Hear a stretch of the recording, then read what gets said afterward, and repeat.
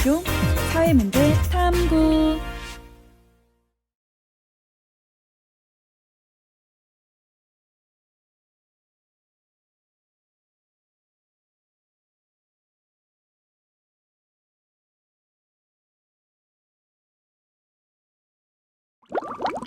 안녕하세요 여러분. 지난 시간에 이어서 사회문제의 의미와 특징에 대해서 학습을 해보도록 하겠습니다. 우리 지난 시간에는요, 개인 문제와 사회 문제를 비교하면서 개인 문제라고 할 수 없는 사회 문제만의 특징들을 사례를 통해서 접근을 했었고요. 다음으로는 사회 문제의 의미를 3가지 차원에서 자세하게 알아보고 있었습니다. 자, 오늘은 지난 시간에 배웠던 내용을 다시 한번 조금 복습을 해보고, 다음에 지난 시간에 마저 하지 못했던 자연현상과 사회현상의 특징을 조금 비교한 후에 사회 문제의 특징에 대해서 알아보도록 하겠습니다. 잘 따라오실 수 있겠죠, 여러분? 자, 그렇다면 사회 문제의 의미를 다 함께 읽어보고 시작하도록 하겠습니다. 자, 준비, 시작! 사회 구성원 다수가 집단적 노력에 의해 개선 가능한 어떤 현상에 대하여 바람직하지 못하다고 평가하고 있는 조건이나 상태를 우리는 사회 문제라고 했었습니다. 자, 첫 번째, 사회 구성원 다수라고 할 때 이 다수는 절대적인 것이 아니라 상대적인 개념이다 라는 설명을 했었고요. 두 번째, 인간의 노력에 의해 개선 가능한 현상을 사회 현상 또는 사회 문제라고 한다. 자, 인간이 개입해서 인과관계를 병화시킬 수 없는 현상. 인간이 아무리 노력해도 100% 필연적으로 확실하게 나타나게 되는 현상을 우리는 자연현상이라고 했었죠. 자, 다음으로 개인 문제와 사회 문제를 비교했을 때 중요한 특징이 여기 나와 있죠. 집단적이다 라는 이야기인데요. 개인 문제는 집단적인 노력에 의해 개선이 가능하다기보다는 개인의 행동 양식이나 선택, 가치관을 바꿈으로써 그 개인 문제가 해결되는 반면에 사회 문제는 개인적인 노력만으로는 해결할 수 없고 사회 구조를 바꾸는, 사회의 집단적인 행동 양식을 바꾸는 집단적인 노력, 사회적인 노력이 필요하다라는 이야기를 했었습니다. 자, 다음으로 넘어가 보도록 하겠습니다. 자, 우리 두 번째 차원의 사회 문제의 의미를 조금 더 상세하게 학습하기 위해서요, 자연현상과 사회현상을 비교해서 필기를 한번 해보도록 할 텐데요. 자연현상과 사회현상을 비교해서 알아보도록 하겠습니다. 자연현상의 의미를 함께 읽어볼까요? 자연현상이란 자연계에서 인간의 의지나 가치와 무관하게 발생하는 현상을 의미합니다. 지금 우리가 겪고 있는 문제와 관련해서 생각해 볼까요? 이건 무엇이죠? 네, 바이러스입니다. 바이러스는 동물, 식물, 세균 따위의 살아있는 세포에 기생하고 세포 안에서 증식이 가능한 비세포성 생물을 말합니다. 핵산과 단백질을 주요 성분으로 하고 세균 여과기에 걸리지 않으며 병원체가 되어 질병을 일으키기도 합니다. 바이러스는 그 자체의 인과관계에 의해서 발생하고 생물에게 전파되는 것이지 인간이나 동물을 나쁘다고 가치를 판단하여 공격하고 있는 것은 아닙니다. 이렇게 자연현상은 인간의 가치나 의지와 무관한 몰 가치성을 가집니다. 함께 적어볼까요? 인간의 가치나 의지와, 여러분 미안합니다. 가치나 의지와 무관한 몰 가치성을 가진다. 자, 이때 몰자라는 한자가 조금 어색하시죠? 이 몰자는 빠질 몰자라는 한자인데요. 이 몰자는 접두사로서 명사 앞에 붙어 어떤 대상이 그 명사가 나타내는 자질이나 속성을 가지고 있지 않음을 나타내는 말입니다. 즉, 자연현상에는 가치가 개입되지 않는다. 옳고 그름을 판단하는 성질이 없다는 것이죠. 이와 더불어 자연현상은 특정한 원인이 있으면 그에 따른 결과가 확실합니다. 같이 한번 적어보겠습니다. 특정 원인에 따라 반드시 그에 상응하는 결과가 나타납니다.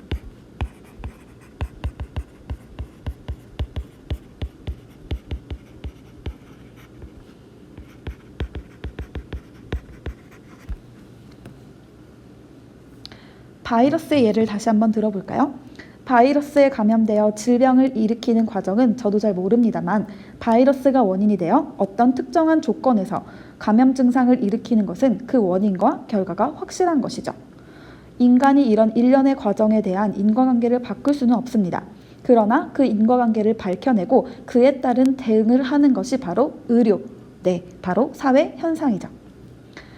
이러한 특성을 반드시 그러하다라는 뜻에서 반드시 필자에 그럴 연자를 써서 필연성을 가진다라고도 하고 그 원인에 따라 결과가 확실하게 100%로 발생하게 되죠. 이를 확실성의 원리라고도 합니다. 이번엔 사회현상의 의미와 특징에 대해 살펴보겠습니다. 사회현상의 의미를 함께 읽어볼까요? 사회생활을 하는 인간의 의지에 의해 인위적으로 발생하는 현상을 우리는 사회현상이라고 합니다. 바이러스라는 자연현상에 대응되는 사회현상의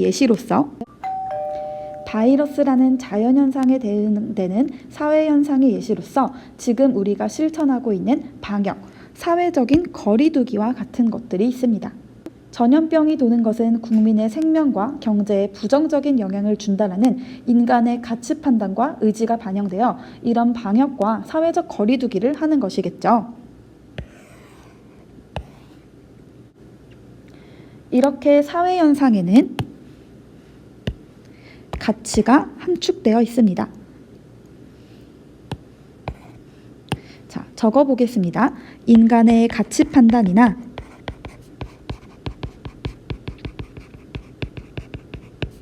의지가 반영되는 현상을 우리는 사회현상이라고 합니다. 가치가 들어있다라고 해서 우리는 이를 가치 함축성이라고도 표현합니다.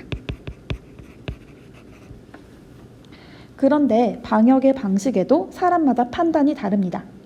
예를 들어 마스크를 착용하여 방역을 하는 것에 대해서도 어떤 나라에서는 긍정적으로 생각을 했던 반면 어떤 나라에서는 마스크를 착용하는 것이 효과가 없고 오히려 사회적인 혼란만 가중시킬 것이라고 판단해서 마스크 착용을 방역의 방법에 포함하지 않았습니다. 이렇게 인간의 가치 판단에 따라 다른 결과를 가져왔고 인간의 가치 판단이 개입하여 인과관계를 바꿀 수도 있는 것이 바로 사회 현상입니다. 함께 적어볼까요? 인간의 판단이 개입하여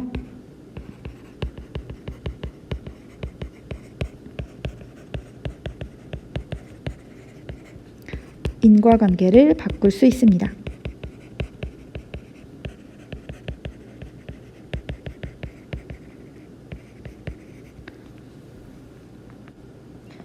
또한 개인마다 사회적 거리두기에 대한 판단이 다를 수 있습니다. 어떤 사람들은 현명한 대응이다 라고 긍정적으로 평가하고 이에 잘 따르는 반면 어떤 사람들은 사회적 거리두기의 기준이 모호하고 효과가 없으며 경제 활성화가 우선이라고 판단하여 이에 잘 따르지 않기도 합니다. 이렇게 사람들의 가치 판단과 그에 따른 행동을 100% 예측할 수 없기 때문에 사회현상은 원인에 따른 결과가 확실히 일어나는 것이 아니라 대개 그러하게 일어납니다. 우리는 이것을 대개 개에 그럴 연자를 써서 개연성이라고 합니다. 또는 100% 확실한 것이 아니라 확률적으로 방역 정책이 효과적인 결과를 가져올 수도 있고 그렇지 않은 결과를 가져올 수도 있습니다. 우리는 이를 확률의 원리라고 표현하기도 합니다.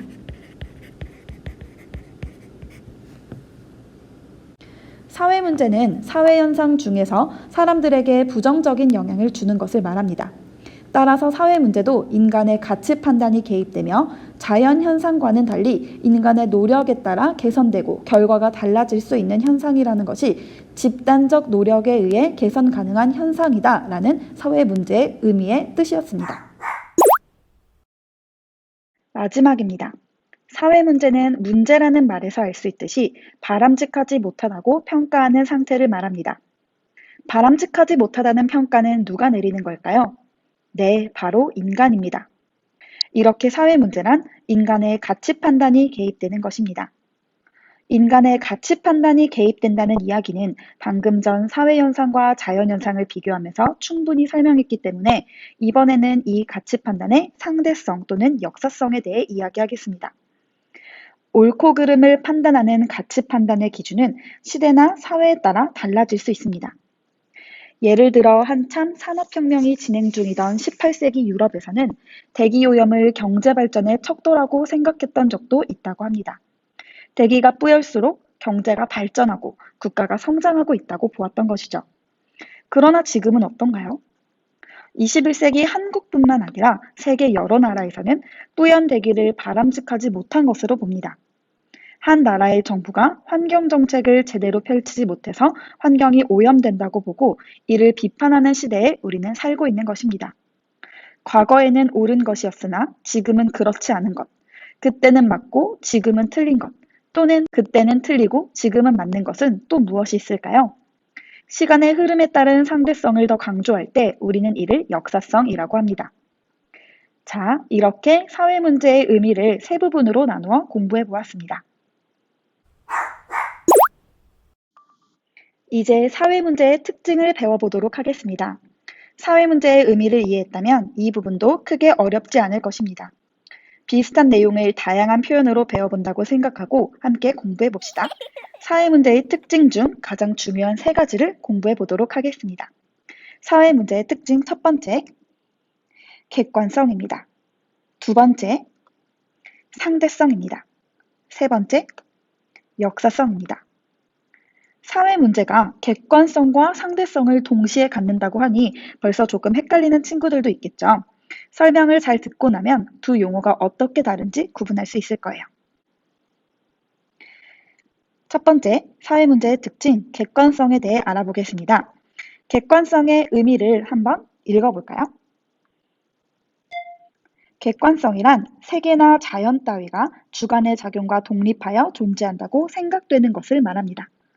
교과서에 나오는 표현은 아니고 철학사전에서 찾아본 것입니다. 이건 TMI인데요. 사회과학도 철학의 인식론에 기반을 두고 있기 때문에 특히 사회문화와 사회문제 탐구 1단원에서는 철학에도 넓게 관심을 가지는 것이 여러분에게 도움이 될 수 있습니다. 자, 다시 돌아와서 용어를 풀이해 보겠습니다. 객관적이다 라고 할 때 객은 손님 객자를 써서 제3자, 손님의 입장에서 살펴보는 것을 말합니다. 객관적이다의 반대말은 주관적이다 라는 것인데요. 주관적이다 할 때 주는 주인 주자를 써서 주체로서 주인의 입장에서 당사자의 입장에서 살펴보는 것을 말합니다. 이제 사회과학적으로 주관적이다, 객관적이다를 살펴보겠습니다. 자, 사진에서 보이듯이 실업이라는 문제를 적용해서 한번 이야기해 볼까요?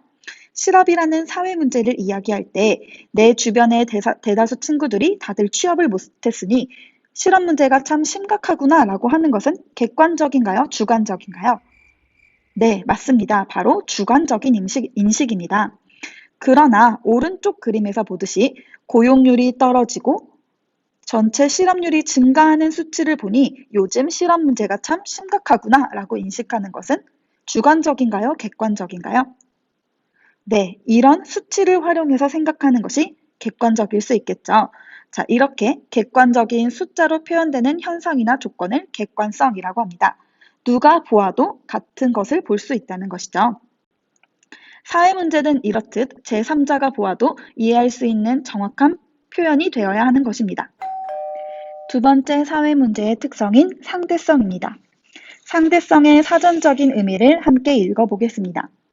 상대성이란 그 자체로서 독립적으로 존재하지 않고 인식 주체의 의식과 관련성을 가지는 것을 의미합니다. 자, 여러분 왼쪽 그림을 한번 볼까요? 같은 현상을 보는 세 사람이 모두 같은 것을 느끼고 생각하고 있습니다. 이때 이 현상은 서로 다른 사람들도 같은 것을 느끼고 생각하게 하는 절대적이고 보편적인 성격이 강하겠죠. 반면에 오른쪽 그림을 한번 보도록 하겠습니다. 오른쪽 그림에서는 같은 현상을 보는 세 사람이 모두 다른 것을 느끼고 생각하고 있습니다. 세 사람이 같은 것을 보고도 다르게 받아들이는 것, 그것이 바로 인식의 상대성입니다. 적절하고 재미있는 예시가 있어서 가져왔는데요. 뜨겁고 차가운 것도 굉장히 상대적인 것이라고 할 수 있죠. 똑같은 온도의 물에 들어가서 어떤 사람들은 시원하다 라고 표현하면서 따뜻하게 느끼고 어떤 사람들은 매우 뜨겁게 느낍니다. 이런 것을 우리가 상대적인 것이라고 하죠. 그래서 같은 현상을 보더라도 어떤 사람들은 사회 문제라고 인식할 수 있고 어떤 사람들은 사회 문제가 아니라고 인식할 수 있는 것입니다. 이렇게 사회 문제는 사회, 사람, 시대 등에 따라서 다르게 인식되며 이에 대처하는 방식도 모두 달라집니다. 이것이 모두 사회 문제의 상대성이죠. 사회 문제를 판단하는데 인간의 가치가 개입된다는 사실과 연결해 보시면 더 쉽게 이해할 수 있을 것입니다. 마지막으로 역사성을 살펴보겠습니다. 역사성은 상대성을 특히 시간의 흐름을 기준으로 파악한 것을 의미합니다. 사회 문제가 역사성을 갖는다고 하는 것은 사회 문제가 시대적인 상황이나 맥락과 밀접한 관련이 있다는 것을 뜻합니다. 역사성의 의미를 다 함께 읽어볼까요? 시간의 흐름에 따라 변화함 또는 시간의 흐름에 따라 다르게 인식함을 역사성이라고 합니다.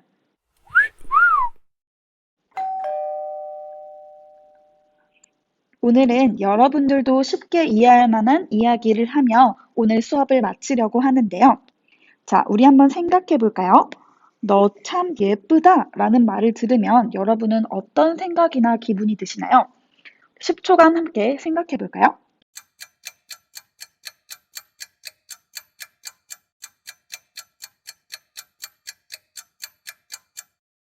네, 누가 어떤 상황에서 하느냐에 따라 굉장히 다른 느낌과 기분을 갖게 되겠죠. 정말 이쁘다, 수연아. 너 참 예쁘다 라는 말을 했을 때 사람들이 이를 받아들이는 것도 어떤 시대 또는 사회에 살고 있느냐에 따라서도 참 많이 달라질 수 있다고 합니다. 그래서 최근에는 너 참 예쁘다 라는 말을 하는 것이 사회 문제로 인식되고 있다고 하는데요. 무슨 이야기인지 한번 보도록 하겠습니다. 선생님이 살았던 조선시대에는요, 굉장히 가부장적인 질서가 강하고 여성의 성역할이 매우 제한적이고 수동적이었기 때문에 과거에 예쁘다는 말은 여자라면 응당 들어야 하는 칭찬의 말이고 그 말을 듣지 못하는 것을 수치로 여기는 사람들도 많았습니다. 네, 저도 예쁘다는 말을 듣고 싶었고, 만약 예쁘다는 말을 그 친구들한테 듣지 못하면 조금 수치스럽게 생각하고 부끄럽게 생각했던 기억이 있어요. 여러분이 살고 있는 요즘에는 성평등 의식과 성인지 감수성을 발달시킨 학생들이 많아지면서 예쁘다는 말을 거부하는 사람들도 많이 생겨나고 있다고 합니다. 예쁘다라는 말이 성역할을 고착화시키고 여성의 외적 기준을 제한하는 평가의 말이라는 이유에서라고 합니다. 과거에는 사람들이 지향했던 말이 현재에는 지향해야 할 말이 되어버렸네요. 시간의 흐름에 따라 사회의 변동에 따라 같은 현상도 다르게 인식해서 누군가에겐 사회 문제로 받아들여질 수 있다는 사회 문제의 역사성, 이해가 가시나요? 우리 처음 이 수업을 시작할 때 선생님이 생각해 보라고 한 질문이 뭐였죠? 자, 오늘의 질문입니다. 여러분은 이 질문에 대한 답을 생각해 보는 과정에서 사회 문제의 의미와 특징을 익힐 수 있을 것입니다. 네, 어떻게 하면 우리가 더 행복해질 수 있는가 였죠. 자, 지금 대다수의 사람과 좀 다른 생각을 가졌다고 해서 사람을 함부로 평가하고 심지어 비난하는 일은 절대 해서는 안 될 일이라는 것. 사회 문제의 역사성을 생각해 봤을 때 여러분도 충분히 생각해 볼 수 있었으면 좋겠습니다. 저는 다른 어떤 사회 문제보다도 우리가 서로의 다름을 포용하고 존중할 수 있다면 참 행복한 사회가 될 것이라고 생각합니다. 행복한 사회를 위해 또 변화해야 할 것이 있을까요? 여러분은 어떻게 생각하시나요? 여러분의 생각을 다음 차시 토론방에 올려주시면 되겠습니다.